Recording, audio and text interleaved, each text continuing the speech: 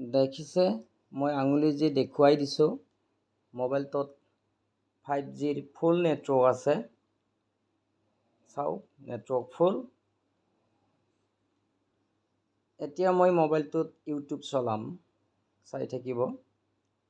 এয়া মই ইউটিউব চলাইছোঁ কিন্তু ইউটিউব চলা নাই। এতিয়া মই কিবা এটা সাৰ্চ কৰিছোঁ, নাই মোবাইলটোত ঘূৰি আছে। কিন্তু টাৱাৰটো চাই লওক, এয়া টাৱাৰ পাই আছে। মই সিম 1 আৰু 2 কৰি চালোঁ, তথাপিতো চলা নাই। এয়া দেখি আছে ইউটিউবত ঘূৰি আছে মোবাইলটো। কিন্তু ইয়াত দেখুৱাইছে ডাটা 1.53 GB শেষ হৈছে, মানে ডেইলি 2 GBৰ ভিতৰত 1.53 ডাটা শেষ হৈছে। কিন্তু ইউটিউব চলা নাই। ইউটিউব নচলাকৈ ডাটা কেনেকৈ শেষ হ'ল? এয়া মই আকৌ সিম ওলট পালট কৰিলোঁ, তথাপিতো অহা নাই। দেখিছে ঘূৰিয়ে আছে, ইউটিউব কিন্তু চলা নাই। মোবাইলটোৰ প্ৰব্লেমটো এইটোৱে।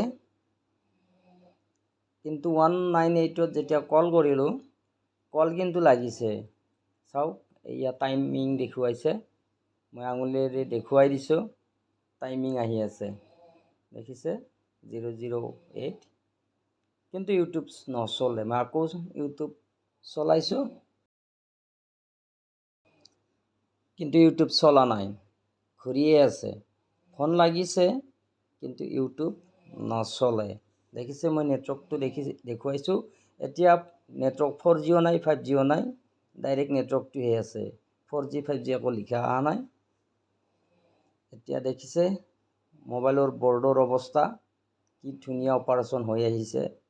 ক'ৰবাত অপাৰেশ্যন কৰি লৈয়ে আহিছে মোবাইলটো, কিন্তু মোবাইলটো ছাকচেছ হোৱা নাই।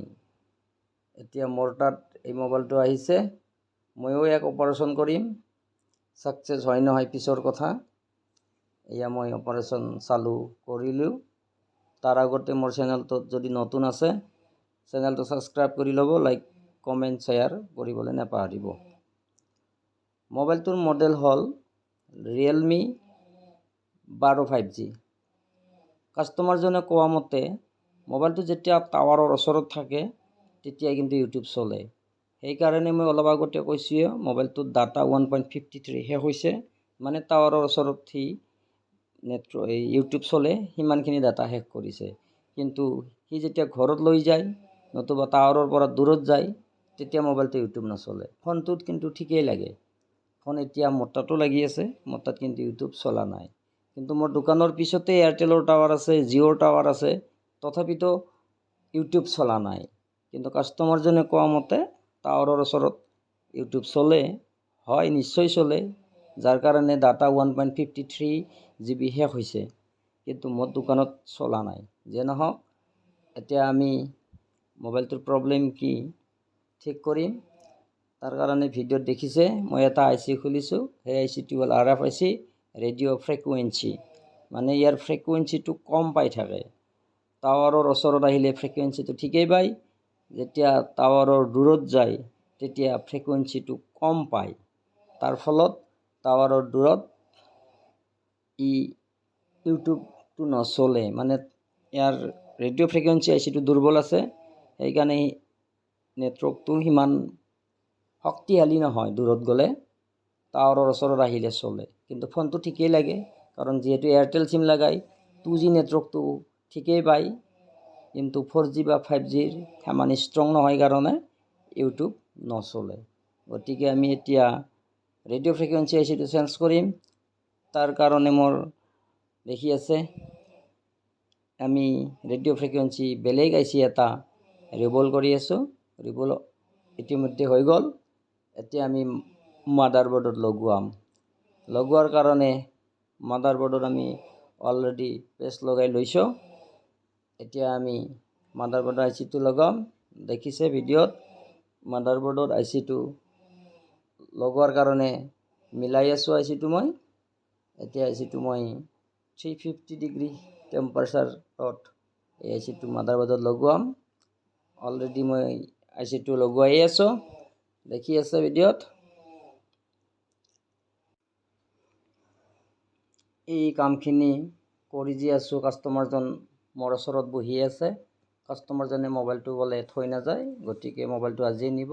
সেইকাৰণে মই কাষ্টমাৰজনৰ আগতে গোটেইখিনি কাম কৰিলোঁ। এয়া দেখিছে 5G নেটৱৰ্ক আহিছে, ++ লিখা আহিছে।